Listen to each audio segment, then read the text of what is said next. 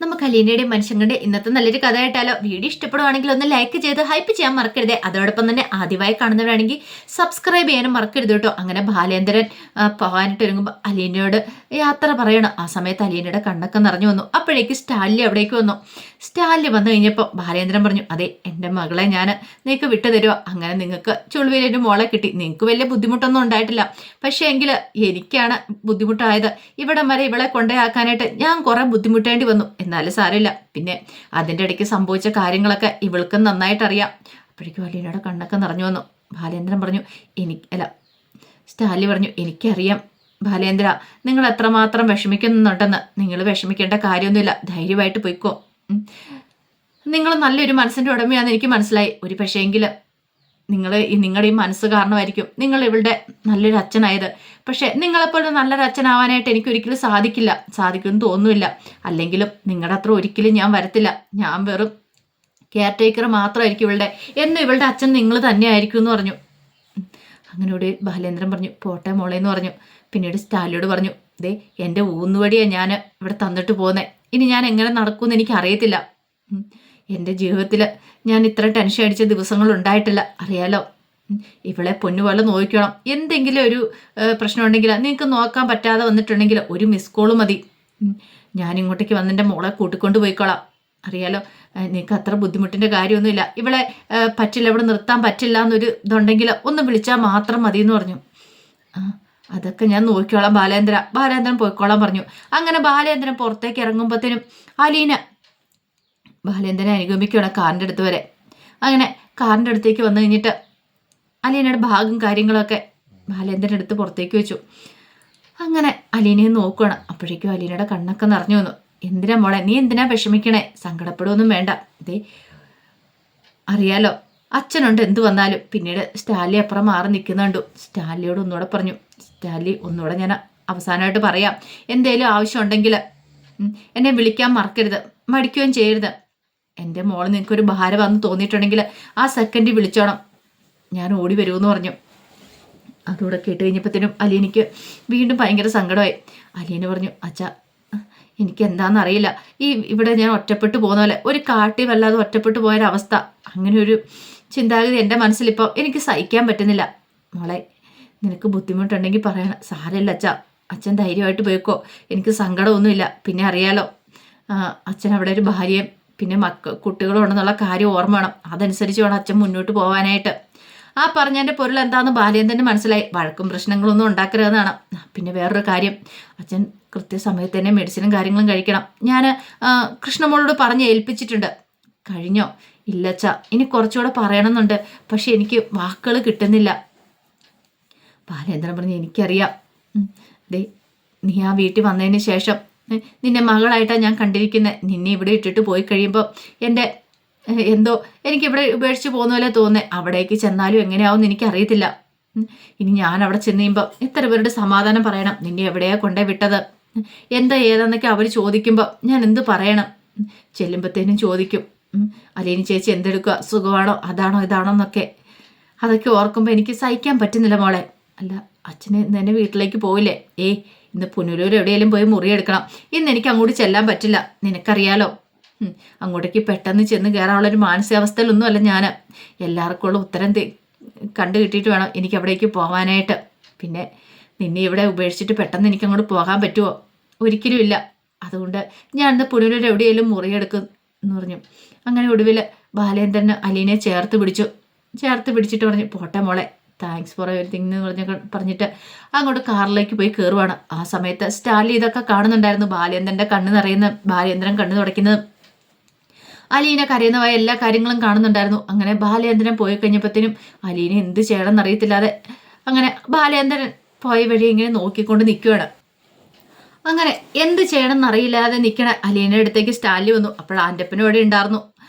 ഈ സമയത്ത് ആൻ്റപ്പനോട് ദേഷ്യപ്പെടുവാണ്, എടാ അലീനയെ കൊണ്ട് മുറി കാണിച്ചു കൊടുക്കുക എന്ന് പറഞ്ഞു. മുറി ഏത് മുറിയാ? എന്താടാ നിനക്കൊന്നും അറിയത്തില്ലാത്ത പോലെ ഭയങ്കരമായിട്ട് ദേഷ്യപ്പെടുവാണ് സ്റ്റാലി. പെട്ടെന്ന് ആൻ്റപ്പൻ പറഞ്ഞു, മേം സാബ് ബാ എന്ന് പറഞ്ഞു. അലീന തൻ്റെ ബാഗ് എടുക്കാൻ തുടങ്ങി കഴിഞ്ഞപ്പോഴത്തേനും പറഞ്ഞു, അതെ ബാഗൊന്നും എടുക്കണ്ട. ആൻ്റപ്പൻ ആ ബാഗ് എടുക്കാൻ പറഞ്ഞു. അലീന പറഞ്ഞു ഞാൻ എടുത്തോളാം. എത്ര സമയമായ ബാഗ് അവിടെ ഇരിക്കുന്നത്, ഇതുവരെയായിട്ട് നിനക്കത് എടുത്തോണ്ട് പോകാറായില്ലേ, ഇനി ഞാൻ പ്രത്യേകിച്ച് പറയേണ്ട കാര്യമുണ്ടോ, എല്ലാ കാര്യങ്ങളും പറഞ്ഞാലോ ചെയ്യത്തോളന്നുണ്ടോ? മേംസാബ് ആ ബാഗ് ഇങ്ങ് തന്നേരെ. അതെ, എന്നെ അങ്ങനൊന്നും വിളിക്കണ്ട, എന്നെ പേര് വിളിച്ചാൽ മതി, അലീനെന്ന് വിളിച്ചാൽ മതി. ഇതൊക്കെ ഞാൻ എടുത്തോളാം, എനിക്ക് എടുക്കാന്ന് ഉള്ളൂ. ഇതിനേക്കാളും വലിയ ഭാരം ഇത്രയും കാലം ചുമന്നവളാം ഞാൻ, പിന്നെയാണോ ഈ ബാഗ്? അത് പറഞ്ഞിട്ട് അലീന എന്ത് ചെയ്തു, ആ ബാഗൊക്കെ എടുക്കുകയാണ്. സ്റ്റാലിയൻ നോക്കി. അപ്പോഴേക്കും ആൻ്റെപ്പം വരാൻ പറഞ്ഞിട്ട് അലീനയും കൊണ്ട് മുറി കാണിക്കാറുണ്ട് അങ്ങോട്ട് പോയി. അങ്ങനെ ഒരു മുറി കാണിച്ചു കൊടുക്കുകയാണ്. അലീന നോക്കി. വലിയ മുറിയാണ്. അതെ, എനിക്ക് ഇത്രയും വലിയ മുറിയുടെ ഒന്നും ആവശ്യമില്ല ആൻ്റപ്പൻ ചേട്ടാ, എനിക്ക് ചെറിയ മുറി മതി. അത്യാവശ്യം ഈ സാധനങ്ങളൊക്കെ ഒന്ന് വെക്കണം, ഒരു ചെറിയ കട്ടിലും അത്രയൊക്കെ മതി. അതെ, ഇവിടുത്തെ ഏറ്റവും ചെറിയ മുറി ഇതാ എന്ന് പറഞ്ഞു. മേംസാബ് അതെല്ലാം കൂടെ അകത്തേക്ക് വെക്കാൻ പറഞ്ഞു. എന്നെ അങ്ങനെ വിളിക്കില്ലെന്ന് ഞാൻ പറഞ്ഞല്ലോ, പേര് വിളിച്ചാൽ മതി എന്ന് പറഞ്ഞല്ലോ. അങ്ങനെ ആൻ്റപ്പം നോക്കുമ്പോഴത്തേനും അവിടുത്തെ 2-3 നായകുട്ടികൾ ഓടി അങ്ങോട്ട് വന്നു. അലീനയുടെ അടുത്ത് വന്ന് ഇങ്ങനെ വിശേഷമൊക്കെ തിരക്കുവാണ് എന്ന് പറഞ്ഞ പോലെ ഇങ്ങനെ കാലെ മുട്ടി ഒരുമുവാണ്. അലീനയ്ക്ക് ഭയങ്കര സന്തോഷമായി. ആഹാ, എടാ നിന്റെയൊക്കെ മുറി എവിടെയാ? നിന്റെയൊക്കെ മുറിയുടെ അടുത്ത് എവിടെയായാലും എനിക്കൊരു കുഞ്ഞു മുറി കിട്ടിയാൽ മതിയായിരുന്നു, നീയൊക്കെ കിടക്കുന്ന സ്ഥലത്തെ. എനിക്ക് സന്തോഷമായെന്ന് പറഞ്ഞു. അപ്പോഴേക്കും അപ്പുറന്നൊരു ശബ്ദം, ജെറി സാം ഇവിടെ വരാൻ പറഞ്ഞു. ഈ മുറിക്കകത്ത് കയറിയേക്കരുത്, പോയിക്കോണമെന്ന് പറഞ്ഞു. അപ്പോഴേക്കും അനുസരണമുള്ള നായ്ക്കുട്ടികളെ പോലെ അവ അങ്ങോട്ടേക്ക് ഓടിപ്പോയി. സ്റ്റാലി അകത്തേക്ക് കയറി വന്നു. എന്നിട്ട് ചോദിച്ചു, മുറിയൊക്കെ ഇഷ്ടപ്പെട്ടോ? എനിക്ക് ഇത്രയും വലിയ മുറിയുടെ ആവശ്യമൊന്നുമില്ല.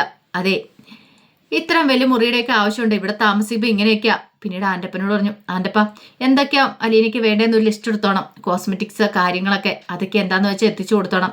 അലീന പറഞ്ഞു, അതിൻ്റെ ഒന്നും ആവശ്യമില്ല, എനിക്ക് ആവശ്യമുള്ള സാധനങ്ങളൊക്കെ എൻ്റെ കയ്യിലുണ്ട്.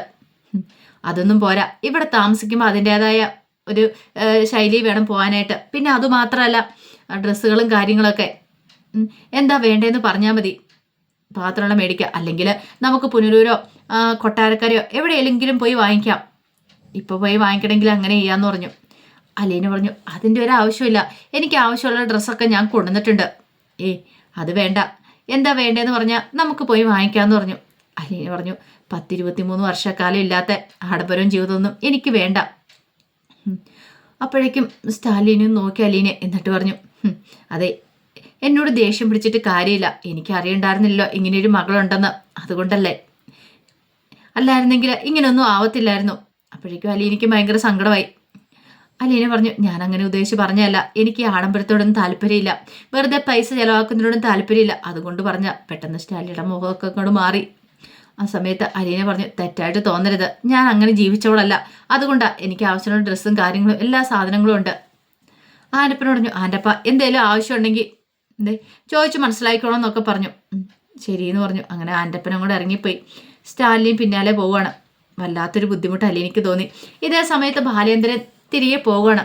പുനലൂർ എവിടെയെങ്കിലും പോയി റൂം എടുക്കണം. ബാലേന്ദ്രൻ മനസ്സിൽ കൂടെ പല പല ചിന്തകളും വരുവാണ്. പിന്നീട് ബാലേന്ദ്രൻ മനുവിനെ വിളിച്ചു.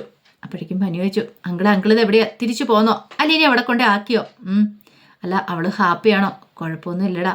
അല്ല, അവിടെ ആരൊക്കെയുണ്ട്? സ്റ്റാൻലി ജോസഫും അയാളുടെ കുറച്ച് പരിചാരകരും മാത്രമേ ഉള്ളൂ. അല്ല, വേറെ ആൾക്കാരൊന്നും ഇല്ലേ? അവർ വേറൊരു വീട്ടില, അഞ്ചൽ എന്ന് പറയുന്ന സ്ഥലത്താ ഭാര്യയും കുട്ടികളും ഒക്കെ. അല്ല, അവരറിഞ്ഞാൽ പ്രശ്നമാവത്തില്ലേ?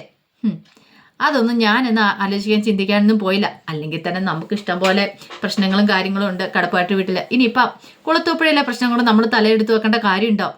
അല്ല, അവിടെ എന്തൊക്കെയുണ്ട്, കുട്ടികളൊക്കെ എല്ലാവരും ഉണ്ട്. പിന്നെ വൈജ ആൻറ്റി വന്നിട്ടുണ്ടെന്ന് പറഞ്ഞു. എത്തിയോ? എത്തിയിട്ടുണ്ട്. ശത്രു പോയല്ലോ, അപ്പൊ അതിന്റെ സന്തോഷത്തിലാന്ന് പറഞ്ഞു. സന്തോഷിക്കട്ടെ, അവള് ശരിക്കും സന്തോഷിക്കട്ടെ. അവൾക്ക് ഇനിയാണ് കിട്ടാനായിട്ട് പോകുന്നത്. ഈ ബാലേന്ദ്രൻ ആരാന്ന് അവൾ അറിയാനായിട്ട് പോകുന്നുള്ളൂ. അവളുടെ സന്തോഷം എത്രത്തോളം വരെ പോകുന്നു നമുക്ക് കാണാം. ബാലേന്ദ്രന്റെ മനസ്സിലെ ക്രൂരമായ ഒരു ചിരിയായിരുന്നു ഉണ്ടായിരുന്നേ.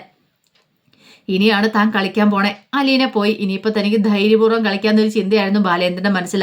അപ്പൊ അലീന പോയതോടുകൂടി ബാലേന്ദ്രൻ വായിച്ചൊക്കെയുള്ള കുഴി വെട്ടാനായിട്ട് ഒരുങ്ങുകയാണ്. അതിന്റെ കഥകളാണ് കാണുന്നത്. ഇതിന്റെ ബാക്കി വിശേഷങ്ങളുമായിട്ട് വൈകുന്നേരത്തെ പ്രമോയി വരാട്ടോ. ഒരിക്കൽ കൂടി എല്ലാവർക്കും ശുഭദിനം നേർന്നുകൊണ്ട് നിർത്തുന്നു.